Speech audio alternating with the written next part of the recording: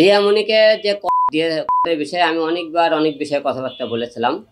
তো আসলে কি আমাদের মধ্যে তৃতীয় পক্ষ কোনো লোক এই বিষয়টা আমাদেরকে একটা ব্যবহার করেছে। এর মধ্যে ব্যবহার করার মধ্যে বিষয়ে আমি কক্সবাজারে যেদিন বিষয়ে গেলাম, সেদিন ম্যাক ছবি করছে কেউ অগ্নি সোহাগ নামে একটা লোক বলছে 18 নম্বর সেক্টরে আমি ইতিকে নিয়ে একটা হোটেলে আসছিলাম। তো পরে যখন হোটেলের খবর যখন শুনে রিয়াকে এসে ম্যাক ছবি ফোন করে বলল যে আলম কিন্তু ইতিকে নিয়ে গেছে, তাহলে আমরা কি করবো। পরে ম্যাক ছবি রিয়াকে কিন্তু একটা বুদ্ধি দিয়ে একটা অভিনয় করলো, সে কক্সবাজার যায়। কেমন করে বললো, এটা একটা অভিনয়ের মাধ্যমে বোঝান।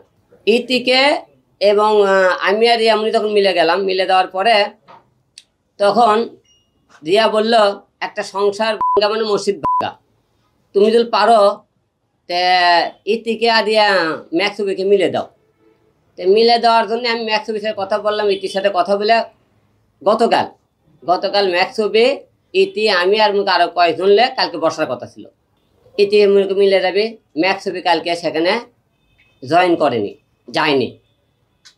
তার মানে কি বোঝা গেল, ম্যাক ছবি রিয়াকে করতেছে। যখন প্রথমে এত দূর আমার জ্ঞান হয় না, যখন ম্যাক ছবি মানা করছিলাম যে তুমি ভিডিও টিডিও করো না, সে যদি শুনতে হচ্ছে তাহলে কিন্তু আজকে এত দূর আসতো না। তো একের পর এক রিয়াক সে কান পড়া দিয়ে দিয়ে আজকে এমন করে রিয়ার মাথাটা নষ্ট করছে। এর বিষয়টা সম্পূর্ণ এটা ম্যাক ছবি রিয়াকে ব্যবহার করে মুখে নাটকটা করেছে। আমি যে মনে করি সেনকে বিষয় চিল্লে করলাম, এটা সম্পূর্ণ মনে করেন এটা ভুল ছিল। ম্যাক ছবিতে রিয়াকে ব্যবহার করে করছে এটা আমি বুঝতে পারিনি। তো যাই হোক, রিয়ার নামে অনেকে আপনি কটের বিষয়ে বলেছিলাম, এটা আসলে আমি তৃতীয় পক্ষের কথা নিয়ে বলেছিলাম। আমি আমার সম্মান আমি নিজে নষ্ট করছি, আমার বইয়ের সম্মান নষ্ট করছি। এই জন্যে আমি সবার কাছে ক্ষমা দৃষ্টি আকর্ষণ করছি।